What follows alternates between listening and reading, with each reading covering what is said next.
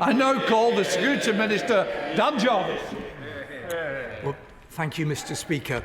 I want to update the House, with your permission, on the facts surrounding the collapse of the trial of Christopher Case and Christopher Berry.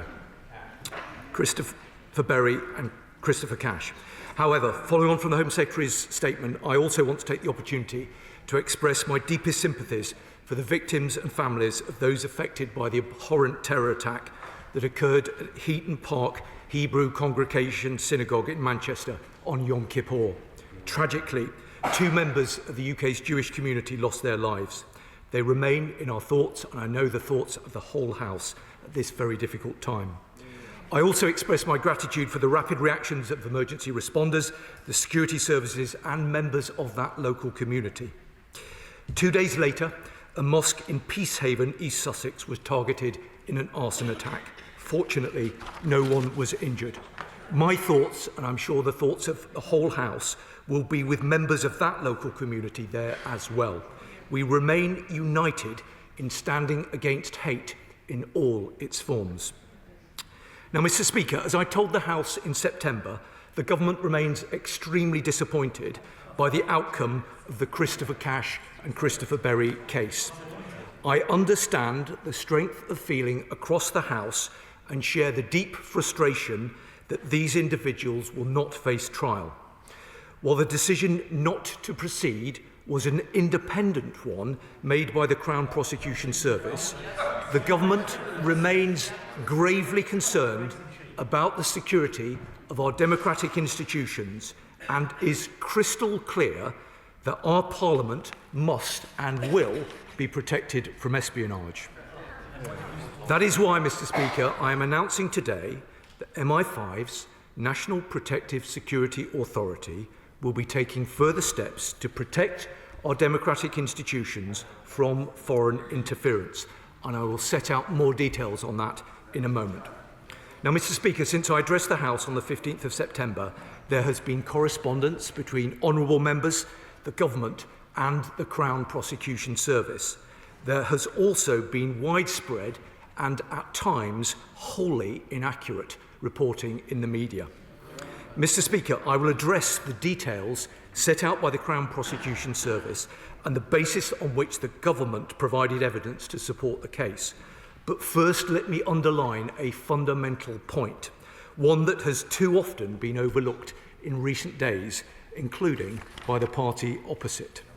The CPS brought these charges under the previous government under the legislation that was in place at the time, the Official Secrets Act of 1911, an antiquated law that is clearly no longer fit for purpose in addressing the complex and sophisticated nature of the state threats that we face today. It has been clear for many years that this legislation has not kept pace with the modern state threats that we face today. It was evident that the Official Secrets Act was no longer fit for purpose as early as 2015, when Conservative ministers tasked the Law Commission with reviewing this antiquated legislation 10 years ago, Mr. Speaker. In 2020, the Law Commission and the Intelligence and Security Committee of this House were both clear that this legislation, drafted before the First World War, needed to be updated as a matter of urgency.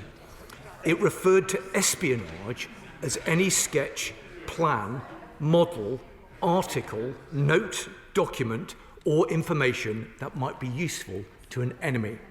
These terms are archaic in the modern threat landscape that we now face. That is why, on this side of the House, we supported the passing of the National Security Act of 2023 on a cross-party basis, closing the loopholes that have been exposed by this particular case. Now, Mr. Speaker, the Director of Public Prosecutions has written to the chairs of the Home and the Justice Select Committee about this case, and it is welcome that these facts have been set out. He has made clear that charges were brought in April of 2024 based on the law as it stood at the time of the offences. The Deputy National Security Advisor a senior official with very extensive experience in matters relating to national security, provided a witness statement in December 2023 under the previous government. Further witness statements were requested and provided in February and July of this year. All of the evidence provided by the Deputy National Security Advisor was based on the law at the time of the offence and the policy position of the Conservative government at the time of the offence. Every effort was made to provide evidence to support this case within those constraints. Now, the decision about whether to proceed with the prosecution was ultimately taken by the CPS, who were hamstrung by antiquated legislation that had not been updated by the previous Conservative government. Between front benches, please. This is very important. It's a serious matter. We can do without the side chatter. Thank you, Mr. Speaker. Despite the evolving nature of the state threats that we face, the DPP has given his assurance that the CPS were not influenced by any external party, any member of this government, nor any senior civil servant or special advisor working within it. And I want to be clear again today, as the government has before, that suggestions that the government concealed evidence, withdrew witnesses, or restricted the ability of witnesses to draw on particular bits of evidence are all untrue. The DNSA did not materially change his evidence and was under no pressure from anyone to do so. Mr. Speaker, what has changed is the CPS's assessment of the case law. The DPP has explained that the ruling by the High Court in a separate case, the Crown versus Rusev, ruled on the threshold for evidence needed to prosecute under the antiquated 1911 legislation. In light of this new judgment, the CPS independently decided to seek further evidence. But the fact remains that it was not the policy of the Conservative government to classify China as a threat to national security. As the Right Honourable Member for Braintree said as Foreign Secretary, summing up China in one word as a threat was, and I'm quoting, impossible, impractical, and most importantly, unwise. Now, I've listened with interest in recent days to advice from former Conservative ministers on how the UK should now define our approach to China. But I must remind them and the House that what matters is what their policy was in government. The previous government set out its position on China in the 2021 Integrated Review, where they described China as a systemic challenge to UK security. In the Integrated Review refresh of 2023, they described China as an epoch-defining challenge. That's why, and as the Prime Minister has explained, the current government's policy position was immaterial to the assessment that was made by the CPS. Now, ministers cannot retrospectively change policy that existed under the Conservative government. And as stated before, the CPS decision to drop the case was not influenced by any member of this government, nor special advisor or senior official. Now, Mr. Speaker, in this moment of profound global change and insecurity, these matters have led to discussion about this government's approach to China. So let me set that out before the House today. We must tackle the threats China poses, from cybersecurity attacks, foreign interference, and espionage targeting our democratic institutions, to the transnational repression of Hong Kongers in the UK. This government is unequivocal. The first duty of the government is to keep people safe, and we fully recognise that China poses a series of threats to UK national security. Yet we must also be alive to the fact that China does present us with opportunities. It is the world's second largest economy, and together with Hong Kong, the UK's third largest trading partner. The only way to act in the UK's best interest is to take a long-term and strategic approach. This means working in close coordination with Five Eyes and wider allies to build collective resilience against the threats that China poses, investing in our intelligence services and being unequivocal about our position on human rights. It also means developing a consistent and pragmatic approach to economic engagement without compromising on our national security. To that end, let me set out the recent actions the government has taken to strengthen UK security against state threats, including those posed by China.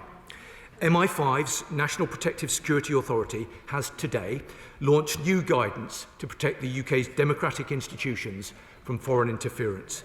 The guidance will help honourable members in this and the other place, members of the devolved legislatures, local councillors, mayors and elected representative staff to better understand the nature of the threat. It also provides simple, effective steps for individuals at risk to protect themselves, their teams and the integrity of our democratic processes. This guidance will kickstart a wider cross-government action plan that is being driven through the Defending Democracy Task Force to reduce foreign interference and espionage threats to UK democratic institutions. This will be delivered in close coordination with the Parliamentary Security Authorities. Now, I'd like to take a moment to urge all members of this House to be alert and to follow the guidance. I also urge members to take up the National Cyber Security Centre's important opt-in service for members of both houses. The government also remains steadfast in its commitments to holding China state-linked actors accountable for wide-scale cyber espionage.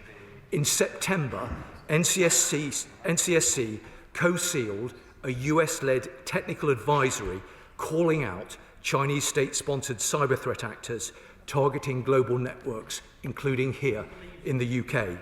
I can reassure the House that we continue to keep all tools under review and will act as necessary to reduce their threat. Now, Mr. Speaker, the government is also committed to legislate to further strengthen safeguards against foreign interference. This specifically includes a new elections bill to strengthen safeguards against covert foreign political funding. It also involves taking forward the recommendations from the independent reviewer for state threats legislation. Mr. Speaker, let me finish by reiterating this government's unwavering commitment to national security and to keeping our country safe. We will take all necessary action to deter those who seek to do us harm and ensure that the UK is best placed to tackle state threats. That includes threats emanating from China. I commend this statement to the House.